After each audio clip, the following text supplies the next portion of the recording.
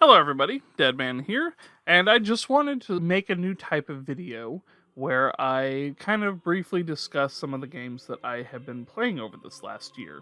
I think it would be a fun little thing to do where I kind of briefly give a rundown of some games I've been playing and keep everybody up to date with what I've been playing. It's almost like a little sneak peek of I played this, so most likely I'll make an EGA over it. If I don't, as you know, some things like I put Fortnite on this list because I play that with my son. I'm not going to ever put it on the list again, and I'm most certainly not making an EGA over it. And you're not going to wake up to your feed one day and see everything great about Fortnite, because that's not what it's for me. It's there to just play. And there's some little indie games that I put on here that I will cover eventually in either an EGA or an experience video.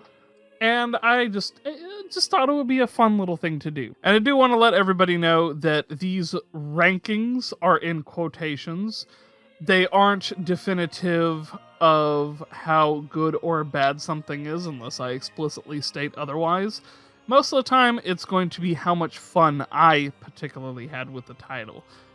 So, without rambling on too much more, let's go ahead and get right into it. Borderlands is an interesting thing. I am placing it this low on the list because, honestly, the first game is so fucking boring compared to the pre-sequel Tales from the Borderlands, which are the only ones I've played. And I assume it's not as good as 3 or Tiny Tina's Wonderlands. I played through the whole campaign with a buddy of mine, a couple of buddies of mine at some point, but one of them dropped off, so I just finished the campaign out with the other one. Because, quite frankly, we both wanted to finish it and get it done and over with. So it was fun to play with friends, but even with a friend and joking and goofing off, it was still kind of a slog. It'll eventually be covered, but I don't know when. Pretty much whenever I get everything recorded for it, I can start on it, but this is definitely a to-be-determined in the future kind of title. I will cover it at some point, but I don't know when. Saints Row 3 is kind of an interesting one. This particular time, I played it on the PS4 with, all of the wonderful little enhancements. But I personally felt like those enhancements muddied up the original game. The Saints Row games have always been a tiny bit jank, and that was part of the charm with some of them. But this remaster was kind of tedious to play through just because there were certain things that always broke, or bugged out, or just did not control very well at all. So that is also why it's at the bottom of this list. Alien Isolation. Yeah, Alien Isolation was a thing, and I won't be playing it again. The only reason I won't be playing it again is because it terrified me so much and was just so fucking anxiety-inducing that I don't want to play it again. I had a fun time with the game overall, kind of, when I wasn't crying like a little baby, but it's only just down here because I just don't see myself playing it again. And I had my fun with it, and that's it. It's done. It's over. Not doing it anymore. Okay, so these next few ones I'm just going to tackle all in one little segment because they're all grouped together. It is all of the God of War games sans the first one, because I played the first one last year. Okay, so I'm just going to go down the list on least favorite to most favorite. God of War Ascension.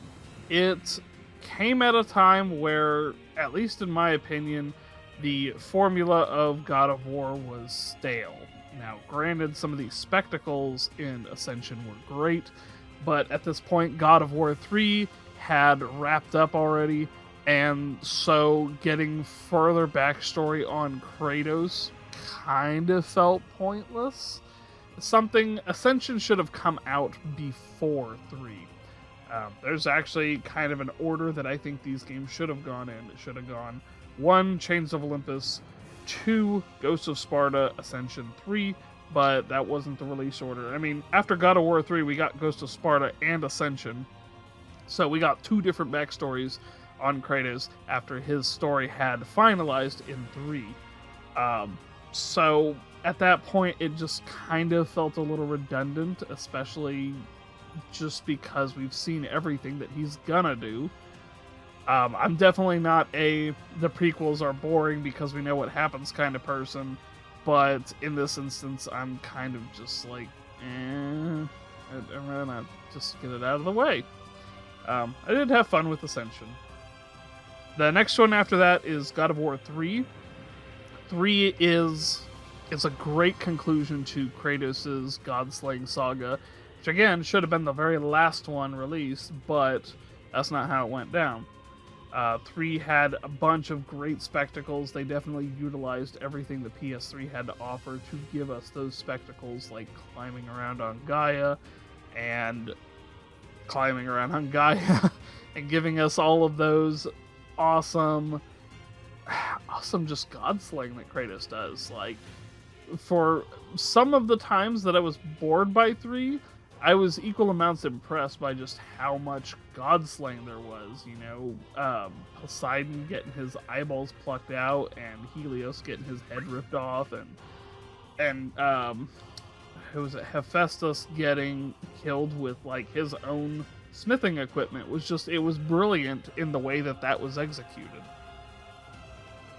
Ghosts of Sparta and Chains of Olympus are next, kind of lumping those together in the lumped together section because, you know, they're both prequels. I actually enjoyed these far more, like, I enjoyed playing these far more than any of the other God of Wars. I don't know if it's because they were bite-sized, you know, they were only like 6 hours to complete as opposed to like 10 or 12, so they took half the time to complete. They told a good story. To me, they didn't overstay their welcome, and like Chains of Olympus was the first God of War I ever played, and I played that back on the days of the PSP, and playing that first and kind of knowing a bit more about Kratos' story and the just sheer unabashedly sadness of his story was just having to pull your daughter away so that you can go back to doing what you need to do is heart-wrenching. And the fact that you have to do it multiple times, it just definitely cements in how hard it was for Kratos to leave his daughter behind, especially after he had killed her. And then the last one out of these, as I'm sure you could guess, is God of War 2. I think out of the older style God of Wars, it is the best of the bunch. That fucking cliffhanger ending. The beginning, most of the middle, and that cliffhanger ending. It is a great sequel through and through. It is a great game through and through. All of these I am looking forward to discussing eventually on the EGA, but those will have to wait for a little bit. The Somnium Files is the first visual novel I have played to completion, and I absolutely loved it. I loved the twists and turns, the kind of Charlie Day on a corkboard insanely trying to explain the story. It was one of those kinds of moments, and it's a great story. I was a little let down by the sequel, but I'll get into that in my other Game of the Year games. But in this game, I had fun. I really enjoyed all of the characters that it introduced and just how unique they were from each other. It's one of those things that you don't ever get confused with who is who because everybody is so wonderfully unique. And I love the world and setting of The Somnium Files. Dead Rising 3. Yeah, I didn't get to play Dead Rising 3 on launch because I went with the PlayStation series of consoles rather than the Xbox. But my friend lent me his Xbox this year, and that was one of the games I played. And I honestly kind of hated playing it. I hate how much I love the first... It's going to be like 5 games if you count all the little bitty side ones and the Off the Record spin-off. But I hate how much I love them and how much I dislike 3 because 3 just felt like it was a slog to play through. I still haven't got to play 4 yet. I have it, I just haven't gotten around to playing it. But I just know that after like 2 and Off the Record, is when most fans consider the series to be bad, and after playing 3, I'm kind of nervous to play 4. I didn't completely hate it or the characters, but it just felt off. Like, it didn't feel like a Dead Rising game. It felt like a game wearing a Dead Rising skin, but trying to be better when actually not being better. Saints Row 4 was what I think was a fun departure for the series, but a lot of hardcore Saints Row fans would rather it be like 2, kind of a goofier version of Grand Theft Auto. I personally kind of like that Saints Row has its own voice outside of Grand Theft Auto of just being this wacky, over-the-top thing, like something I love about 3, even though I didn't particularly like the remaster that they did, was just all of the goofy shit that was in there. And it's even toned up in this one because, hey, you're like getting abducted by aliens and put in a Matrix-like thing. And you even escape from the alien structure by playing fucking What Is Love by Holloway, and that's just one of the greatest set pieces that's ever lived in my head rent-free. Get Out of Hell is possibly the best Saints Row, I think. It's just got that mix of goofy, over-the-top shit, kind of serious shit, and I don't know, it kind of feels franchise ending, but I would have loved to see where they went from Get Out of Hell, see what kind of things they could come up with, although, holy shit, for a little side game, it's got a multitude of endings that's just ridiculous. But Get Out of Hell was fun. It was fun exploring hell as either Gat or Kinsey, and there is an opportunity for co-op, but I didn't do that one in co-op, unfortunately. But it's a fun little goofy thing. I always like little side spin-offs of that where they're not super overlong, but they're just a little extra taste of the action. Assassin's Creed China is one of those things that I just adore. Again, it's a little bite-sized adventure of a franchise that I do love. Actually, the entire Chronicles trilogy is great, and when I do eventually cover those, they will be as the Assassin's Creed Chronicles, not as these separate standalones. But China was great. China's got a beautiful art style that goes with it, and I love a female assassin. We don't get to see many of those. And I do love that it is both a follow-up and conclusion to Ezio in its own way, because Ezio does briefly appear in there, shows you how to do combat, but June was there right before he passed, and it's nice to see that Ezio's memory will like live on through her, and it's great. I've actually played all of the Chronicles trilogy prior to recording this, but this is what I have been playing to record for eventual videos, because whenever I originally played it, I was just playing for the trophies. I didn't capture footage for it.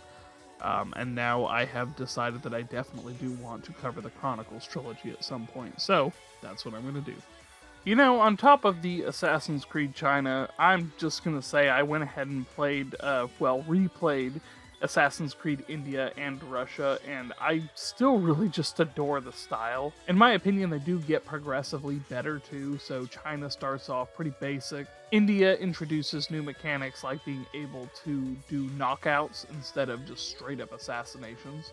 And then Russia has all of its shit, and you have a gun that you get to use, which is pretty cool. And it's a neat little addition that your grapple is in your gun, and you can actually use your gun in combat, and a lot of the assassinations are done with said gun because it's got a bayonet attached to it, and he fights with it like it's a sword, an extension of his arm. It's really cool. So I just love the Assassin's Creed Chronicles trilogy.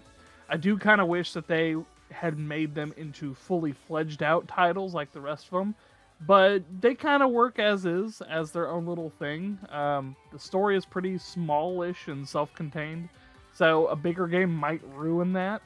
And they do also have just a general through line of the box, and Xiao Jun makes an appearance in Russia as well, basically possessing Anastasia, which is kind of cool.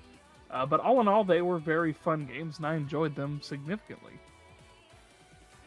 Fortnite. I don't really know what to say about Fortnite. It's just something that I play with my son on occasion, because he's been getting old enough now that he can start playing stuff like that with me. So instead of, being let's let my kid play Call of Duty kind of thing, I figured Fortnite seems a little more appropriate. And I'm not saying that to shame any parents or whatever that lets their kids do Call of Duty. I just personally think that he should start off with something like Fortnite. Something easy and fun and goofy, because that's my son. He's easygoing, fun, and goofy.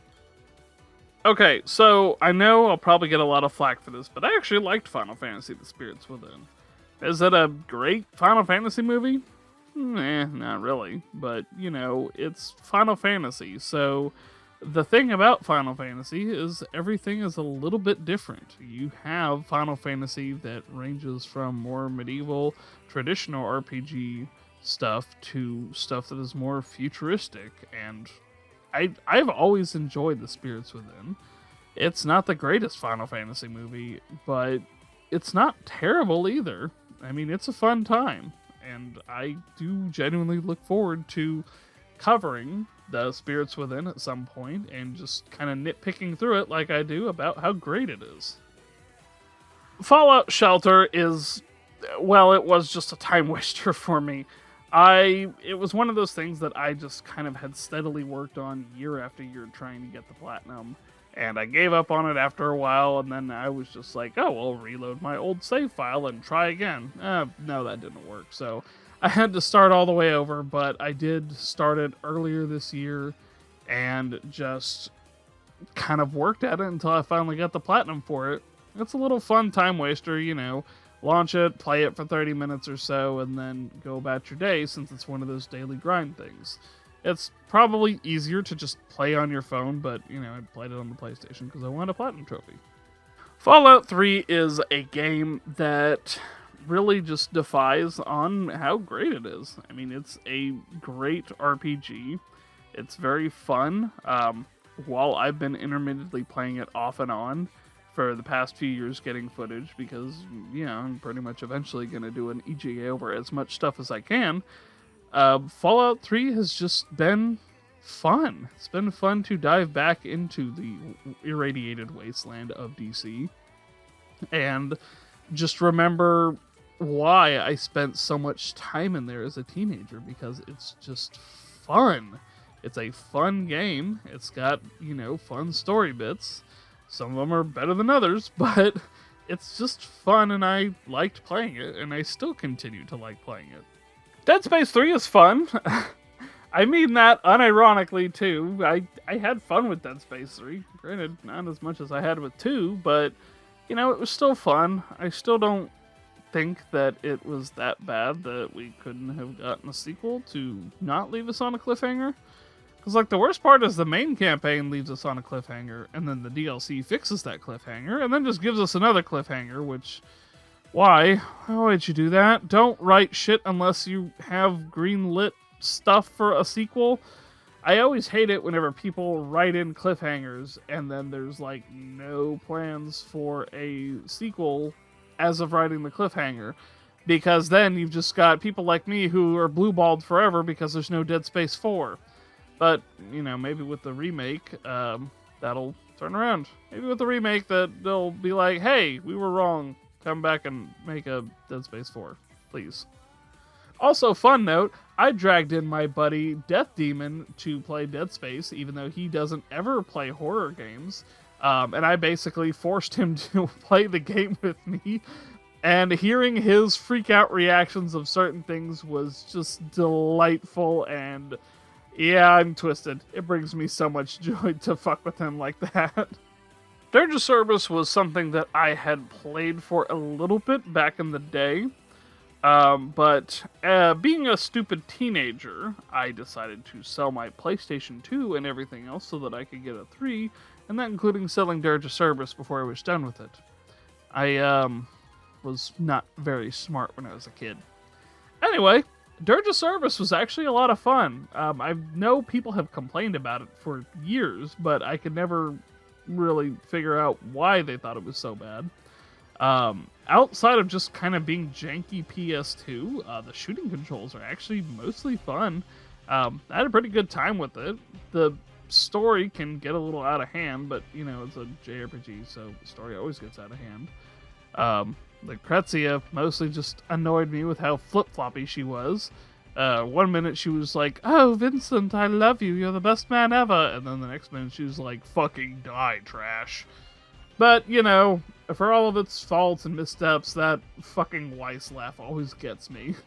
I Am Alive is one of those games that was published by Ubisoft, and, you know, one of the bigger studios published smaller indie titles throughout the, like, I want to say, like, 2008 to 2012 or something. I don't know, don't quote me on that. I didn't look shit up. I'm just talking out my ass here. Anyway, I Am Alive was a fun little puzzle action game type of thing where you, like, go through a wrecked city.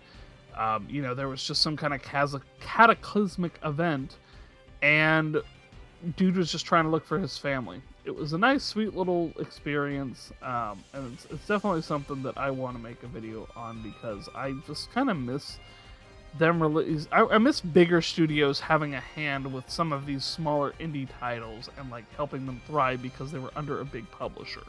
I don't know if there's a reason that specifically stopped happening, but I don't see it happen very often anymore, and it just kind of bums me out. Alan Wake's American Nightmare. You're going to find out later on this list that Alan Wake is not on this list. Why the hell did I play American Nightmare and not Alan Wake? Well, for starters, I had played and beat Alan Wake back when it came out, so, you know, that's part of the thing. And the other is I had borrowed my friend's Xbox and was sort of on a little bit of a timetable to beat it, so I just had a set amount of games to play and beat. So I did all of that, and I made sure to get the games that I explicitly wanted to play out of the way. American Nightmare is one of those because I had bought American Nightmare, but had never played it. So I kind of dug it out of my own backlogs and played it, and I actually liked it. It was, again, just a little fun, bite-sized Alan Wake adventure. And I'm looking forward to covering that, and Alan Wake, and Control, and Quantum Break, and literally everything, well, maybe not literally everything, but most everything that Remedy has made, because Remedy makes some damn fine games, and I just cannot wait to talk about them. The Walking Dead Season 1 was something that I had played with my wife. We are currently busy, so we haven't gotten around to the other ones yet. But I like going through these little story-based ones with my wife because they're just fun. It's almost like watching a TV show together that's slightly interactive. I definitely am ready to play the next few seasons because I haven't played anything past, I think, Season 2, but I played Season 2 years ago, so beyond a handful of things happening here and there, I honestly don't remember what the hell happened. So that'll be fun to visit again. Coffee Talk is a fun little game where you're a barista and you're just managing your little coffee shop. That's one of those games that I just kind of have to play, and, you know, I'll casually go for the platinum trophy on it in the meantime, just kind of chilling and watching the game and playing it very, very slowly and just kind of enjoying my time with it. I have a few games like that on this list and on just my list in general, but I like it. It's chill. You just make coffee for people, talk and listen. It's basically just being a bartender, just, you know, in a coffee shop. So this one I'm just kind of grouping together because there's not any real reason to necessarily have them separate. So for Final Fantasy 15, when I do eventually cover that, I wanted to talk about A King's Tale and the Platinum Demo, since both of those are canon to the story. So, A King's Tale is just a little side-scroller beat-em-up, and it's Noctis's dad telling him a story of one of his adventures. And it's just a little fun beat-em-up, you know, just kind of something to kill time with. It's nothing too fancy, but it gives a little bit of extra story and it gives a little bit of extra stuff between Noctis and his father. And the second one, the Platinum demo, is really just kind of like a little tech demo for 15 and the way that it ended up being, and it ended up being different from the episode Duske. Basically, just like a little thing of Noctis was dreaming, and he was being guided through his dream by a carbuncle. It also was just a little fun piece, a little fun thing to play with. Nothing too terribly exciting happens, but it's just a nice little extra thing that ties to the main story. Dead Cells is just a fun game. I have been a fan of the Dark Souls games for years. Bloodborne, Elden Ring, whatever have you. I've been a fan of all of them for some time, and I like the little 2D take on it in a Metroidvania style. Especially with their newest update, making the game a little bit easier, giving some more accessibility options. It's been more fun for me to dive back in. I'm one of those people that I don't have a whole lot of extra time, so when something comes along that lets me enjoy Dead Cells to its fullest, but also lets me restart at the beginning of the level rather than the beginning of the game, it's just a nice little touch that makes me feel less frustrated whenever a run goes sour, because, it's Dead Cells. Most of the time it does, through either my fault or through the game's fault. Well, not even really the game's fault, but through the game just being difficult. It's a nice little thing to have, and I like the accessibility update for it. Moonlighter definitely ranks up there as one of my more favorite indie games, because it's got a kind of neat concept. You go into dungeons, kill monsters, and take that loot and sell it to the townsfolk. And you can also use that loot to upgrade your stuff and it's just a fun little game that I just like playing every now and then. I'll go through little bouts of not playing it for a long time, and then doing nothing but play it, and then just go back to not playing it.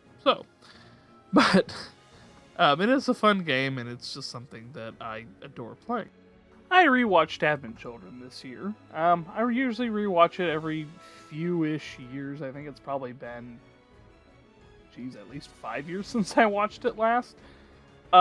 It was actually the thing that introduced me into Final Fantasy VII. Really, it was one of the first pieces of Final Fantasy media that I consumed. And that definitely got me into it. I had no idea what was going on throughout Advent Children, but I went back and I, played the original Final Fantasy VII many years later, and ended up loving it all the more for that. But the thing I always loved the most about the movie, and I'm sure it's everybody's favorite thing, I am more than willing to sit through what is almost 2 hours at this point, because, you gotta watch the complete edition. I'm more than willing to sit through the almost 2 hours of the movie to get to the Cloud versus Sephiroth fight, because that was always cool, whether I knew the context or not. And it still holds up, and I love the little scenes added here and there to make the movie a little more fleshed out and a little more, a little less disjointed than the original one. But anyway, it's always a fun time, and I'm actually glad that I covered it on this channel with the handful of other movies that I've done so far. Final Fantasy VII Intermission/Intergrade was definitely a fun little DLC addition to it. It probably could have been its own kind of small standalone thing, and maybe it should have been, as opposed to just having it attached to Final Fantasy VII. I'm not sure about how the framework would work on that, but I don't know. I kind of feel like it being a standalone game might have helped the gap between 7.1 and 7.2, or probably more accurately Crisis Core, which I guess Crisis Core is probably just the intermissionary game. Intermission, there you go. But it was incredibly fun. Yuffie has a different playstyle than Cloud, and it was just all in all a very fun little side mission that is definitely ingraining us more in this new world of Final Fantasy VII. And actually, while I've got this here, I do want to talk about it a little bit. I think it's really neat that the quote-unquote remake name of the title isn't a remake like we thought it was. It is a remake of the timeline, which means that, Sephiroth is probably on his way to remake the timeline from what we could gather in 7. So that was just a neat little thing that I thought was cool, that 7 is still its own game. They're not remaking it. They're not trying to overwrite the original game. It is just a continuation of the Final Fantasy VII story, which I know a lot of people got pissy on that, but I actually thought it was a neat little thing, and Intermission kind of helps tie all that together. Very, very, very excited for Rebirth. Ooh, Ratchet and Clank Rift Apart. I had actually covered the remake of the first game to, kind of to capitalize on Rift Apart coming out. But I actually hadn't played a Ratchet and Clank game for some time before I had played that. I forgot just how much fun they were. I basically recorded all of my footage for the first Ratchet and Clank game and then platinumed it like 2 days later because I was just so into the game and it was so fun. And Rift Apart pretty much proved to be the same. After I rolled credits and beat the game, I ended up platinuming it in the next couple of days because wow, it was so fun to play. I always love the inventive weapons that they bring into Ratchet and Clank. And I even love that in this one, they even have a Kingdom Hearts reference in the shape of Rivet having a Keyblade. Ratchet might have one. I don't remember if he does or not. But I know for sure that there is a Keyblade that you can equip to them, or one of them. And it's friggin' cool, and I love it. But yeah, the game was really solid. It actually is making me go back and replay some of the other ones. I haven't gotten around to it just yet, but I do have the games, and I'm just kind of waiting for a free spot in all of my gaming to go back and play them because they were really damn fun. Dead Rising 2. I still think I like Off the Record better, which I'll talk about in just a minute, but Dead Rising 2 is very fun to revisit. I definitely, out of the ones that I have played, I still haven't gotten around to playing 4 yet.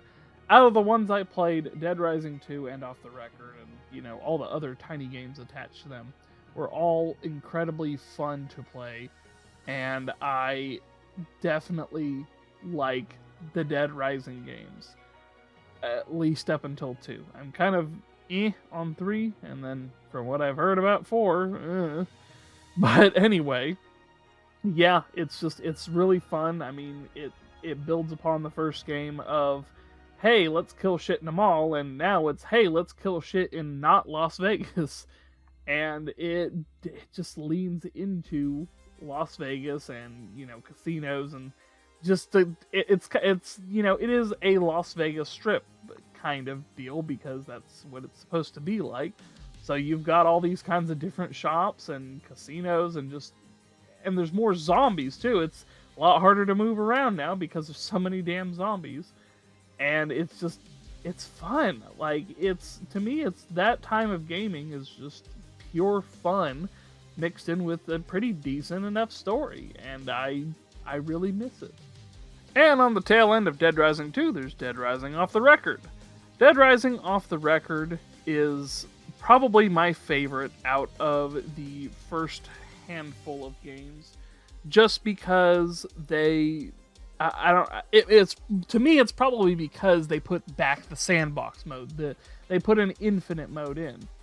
I do like playing the story as the story unfolds and working around that time limit, but it is also fun to just dick around in the world, in kind of like a separate thing. I still want the time limits because that is part of the game and part of the fun.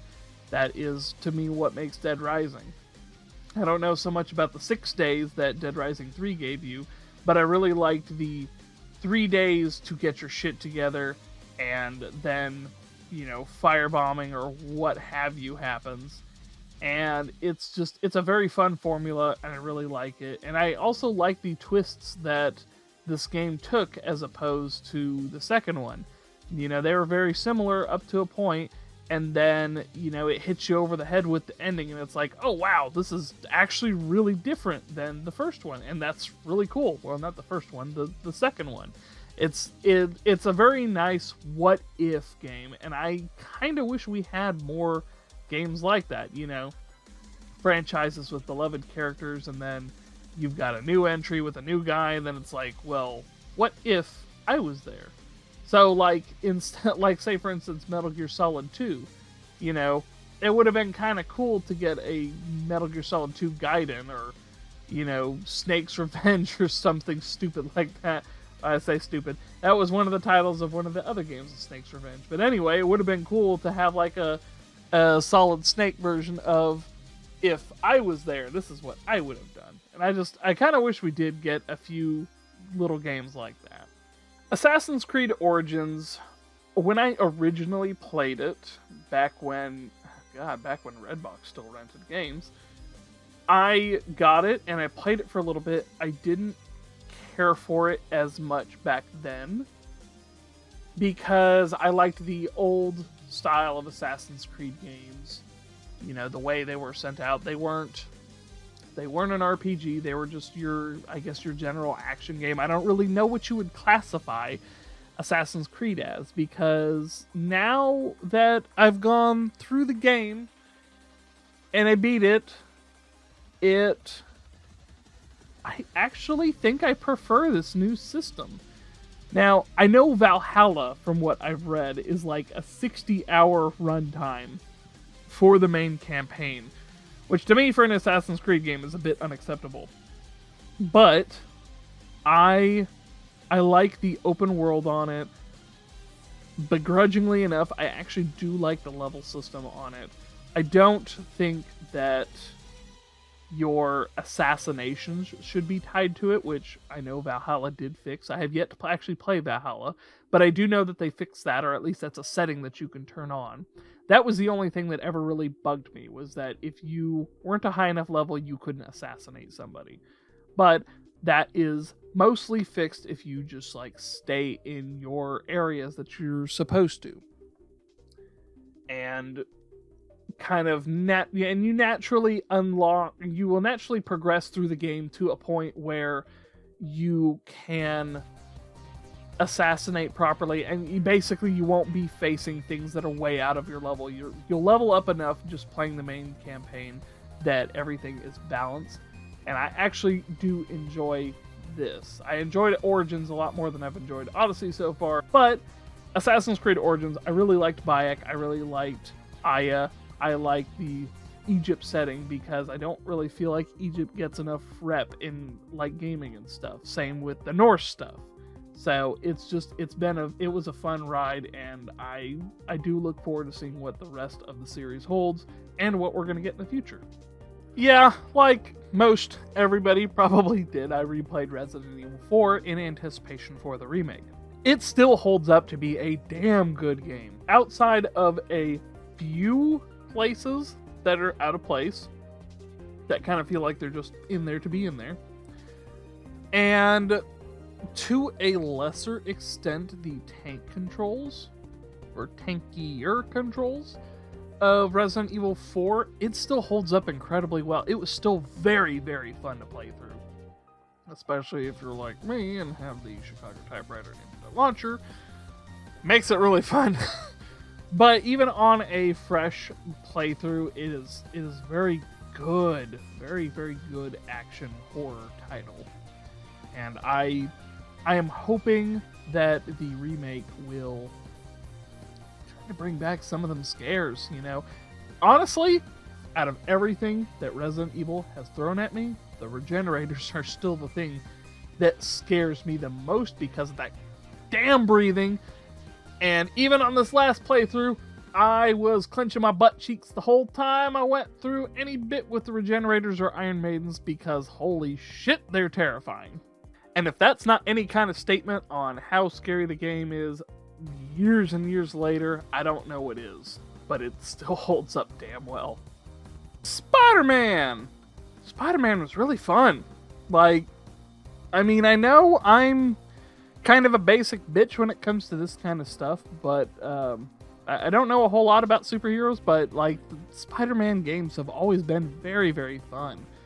And God, it's one of the few games that I don't actively use the fast travel because it's so much fun to swing around and collect stuff. It very much has a great story on its own and is very much a love letter to the character and the series as a whole. My small, tiny, glimmering bit of hope is that because Spider-Man is part of an extended universe, obviously, I hope that we get kind of like an MCU of Marvel games. Because Wolverine, I'm pretty sure, is being developed by Insomniac. Don't quote me on that, but I'm like 99% sure, just off the top of my head without doing any research. So hopefully the Wolverine game can tie into the Spider-Man games and then give us like a little, MCU kind of thing, but like with games. That would be really, really cool to do. And anyway, enough about my wishes and wants. I just really like Spider-Man, and getting the PS5 version, I still fucking hate that new face. I really do. It's not horrible looking, but I liked the other one better because it seemed to fit better, in my opinion. But beyond that, the PS5 version runs even smoother than the PS4, and just, it was so much fun to play. So much fun to replay, even. Yeah. And it's just a really, really good time. I really like the story on it, and I'm very excited to see what is going to happen in the future. Spider-Man Miles Morales. I feel about Miles Morales the way that I feel about Ground Zeroes, or Dead Rising Case West, or Case Zero. It is a fun, miniature version of the game, the larger game, that I kind of almost prefer in a lot of instances. Miles Morales is smaller in scale. You can, complete the game in, 12-ish hours? 12 to 14 hours, something like that. As opposed to Spider-Man's closer to 30 or 40 hours, and then that's putting the DLC on top of all that. It's just a nice, kind of miniature version of the game. It's very fun to have a smaller version. And another thing that I like about Miles Morales is Insomniac took very good care with the character, and he feels very much like Peter, but very much not like Peter at the same time, just like they do with the comics, and I love it. I love the attention to detail that Insomniac has been putting into the Spider-Man games, and I really am just looking so forward to Wolverine and Spider-Man 2. They're going to be great. God of War 2018 broke me a little bit, if I'm being honest. I didn't particularly hate playing the other ones, but they got very repetitive, and they weren't as interesting to me personally. I did enjoy playing them, and honestly, after finishing 2018, I am very, very happy that I did actually play through all of them, because there are so many callbacks to those prior games that either would be missed or wouldn't have nearly the impact as they do in here. And I'm going to be honest, there was a few times playing God of War 2018 that I cried, because the game hit me in my daddy issues, and I wasn't expecting that. There is a lot of points where I am Kratos in these moments, and there's a lot of times where I'm Atreus in these moments. And holy shit, the writers and the directors and the animators and the voice actors and everybody involved in this game did a phenomenal job. I knew that the little bit that I had tried, again, back when Redbox still rented out games, I knew that the little bit that I had tried, I liked the game. I liked it more than the original games. I wasn't expecting to like it as much as I did. Like, so much so that it seriously has shot up to one of my favorite games of all time. And part of that, I can say, probably is attributed to the fact that it's got Norse mythology, which I actually looked up. There is a shockingly low amount of Norse games that have been made, and certainly not as many that are AAA. The only two that I can think of are God of War, Ragnarok, and Assassin's Creed Valhalla. So, like, we gotta change that. We gotta get more AAA Norse games out here. But seriously, though, the writing and everything is so great on this, and as of recording this, I still have not finished Ragnarok. I am hoping that I can soon, but I am liking it just as every bit as much as that I have liked God of War 2018, and I'm very, very, very excited to see what, hopefully, if anything, is to come next. No More Heroes was one that has always looked interesting to me, but I didn't own a Wii until very, very recently. So, which actually, the version I played was on the Switch, but the point was I didn't own a Wii back at the point that it was to own a Wii. So I never got a chance to play No More Heroes until it got ported to the Switch. And man, this game, it's fun and addicting. I, as a rule, am not super keen on New Game Pluses outside of very specific scenarios. So, like, character action games, I love the New Game Plus feature for that. RPGs and stuff like Sony's first-party games, I'm a little on, especially because nowadays there's trophy hunting involved, or there's trophies tied to it, and I kind of hate that I have to go through the entire game just for a handful of trophies. But beyond that, this is one of those where I almost immediately jumped back into New Game Plus because I had such a fun time with it.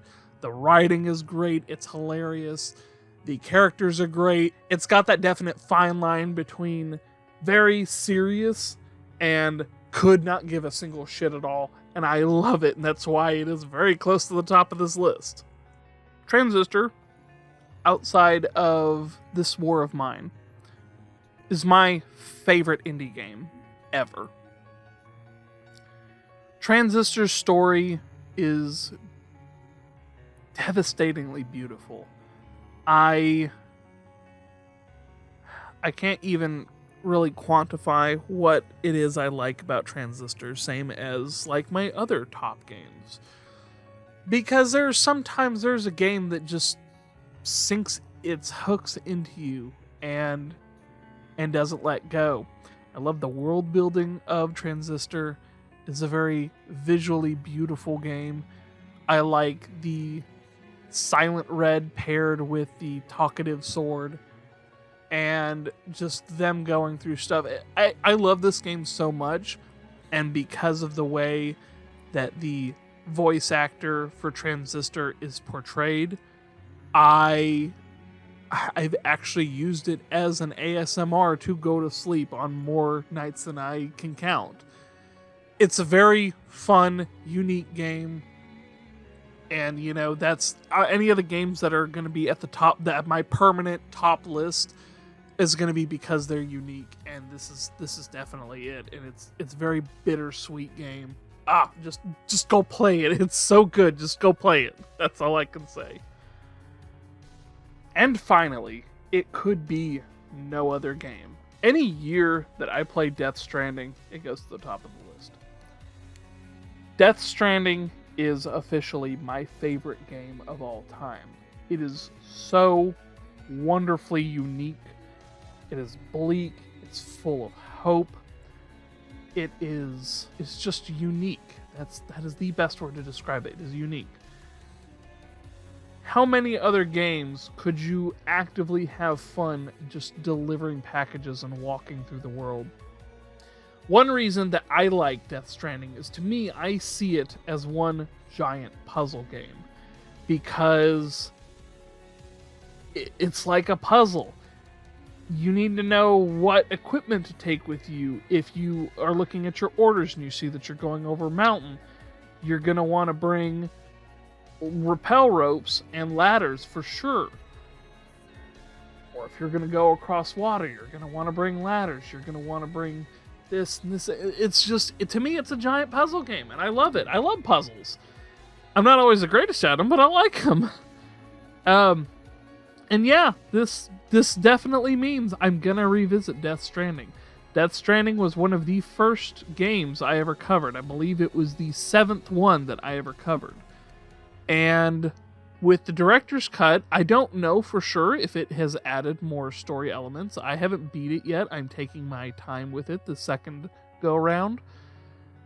I feel like I may have not really rushed through the game the first time, because I did take my time. I did spend a good 50-ish hours on the campaign at first. But I took my time, or I'm taking my time this time, because after I hit my magical 100th, and then it's actually more like 104, 105, because the 100th is the first in a set that I want to cover, Death Stranding remake.